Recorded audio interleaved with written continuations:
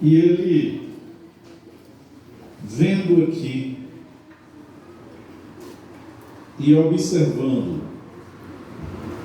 sobre os escribas e fariseus, o povo que mais perseguiu Jesus,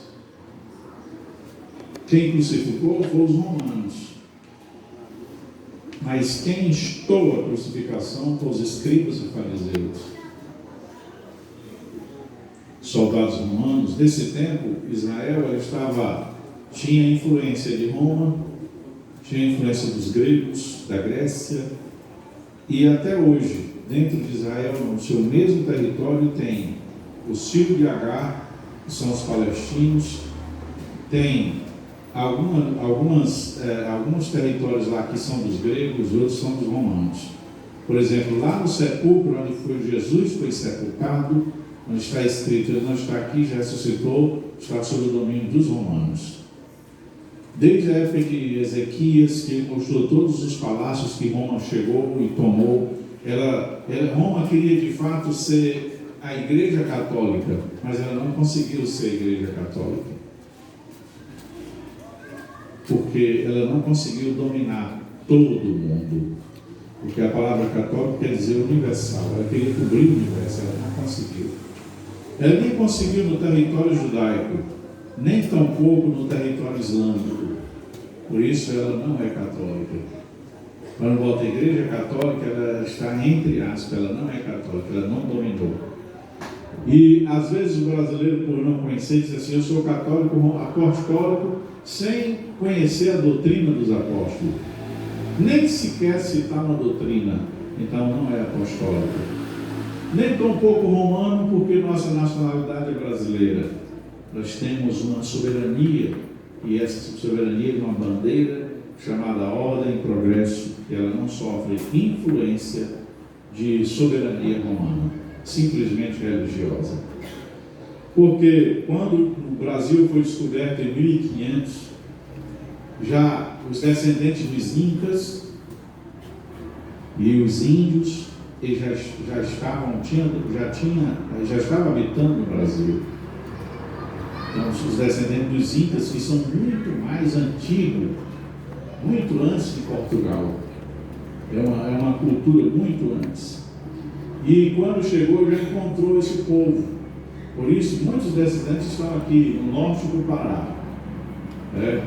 Você pode ver um peruano, um boliviano, um chileno, um paraense, eles têm a mesma, e são descendentes dos incas. Então, quando a coroa chegou aqui, aí quis implantar exatamente o domínio.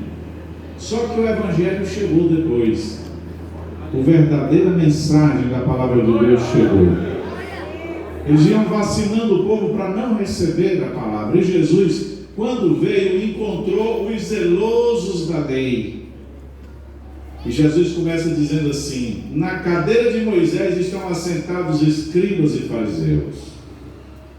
E isso aqui é profundo. Irmão, você sabe o que Deus não permitiu Moisés entrar na terra? Se Moisés entra na terra, hoje o povo lá tinha Moisés muito mais importante do que Jesus. Se pregava mais de Moisés do que o próprio Jesus. Sabe por que Deus escondeu o corpo de Moisés? Porque se soubesse onde estava, ia mais gente lá no túmulo onde Moisés estava do que no próprio sepulcro onde Jesus foi ressuscitado. Porque o povo é tendente a idolatrar o ser humano. E na cadeira de Moisés foi um grande líder. Semelhante a ele, a Bíblia diz que nunca houve nem haverá. Um homem manso, um homem que conduziu mais de 2 milhões de pessoas no deserto, sem um microfone, sem ter um carro de som, sem açougue, sem supermercado, sem um lugar para pousar direito. E eles iam levando ovelha, levando gado, ia levando um bocado de coisa, e no meio do caminho comeu tudo que saiu, acabou toda a alimentação e começaram a murmurar, lembrando dos pepinos do Egito. E Moisés orou a Deus e Deus fez chover cordoniz Depois Deus mandou chover sementes. Deus fez com que a água se tornasse doce. Deus botava uma nuvem durante o dia por cima do povo de Israel, que eles andavam na sombra. O sol não te molestará de dia. E Deus colocava uma coluna de fogo. Muita gente aqui hoje até se assombrar. Era um fogo como que se o sol tivesse baixado e aquecia eles no frio do deserto. Deus fazia com que a criança, que à medida que a criança ia crescendo, a roupa ia crescendo no corpo, o sapato ia crescendo no corpo, nem um sapato se rasgou e nem uma veste envelheceu. É a providência de Deus no deserto. E não tinha microfone, e Moisés dividiu o povo entre tribos, por 12. Então ele tinha ali e falava por tribos. E ele conduzia o povo, até que chegou um dia que começou a perder o controle.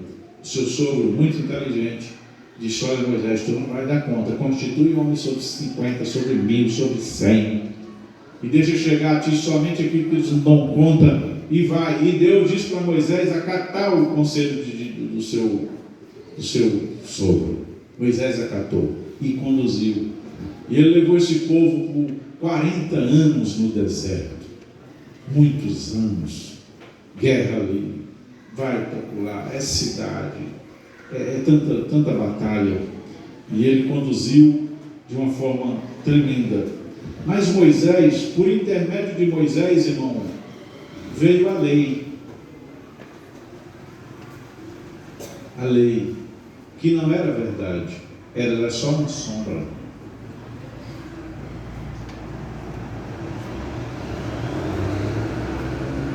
Eu procurei uma planta que é artificial, mas aqui não é artificial, não, né?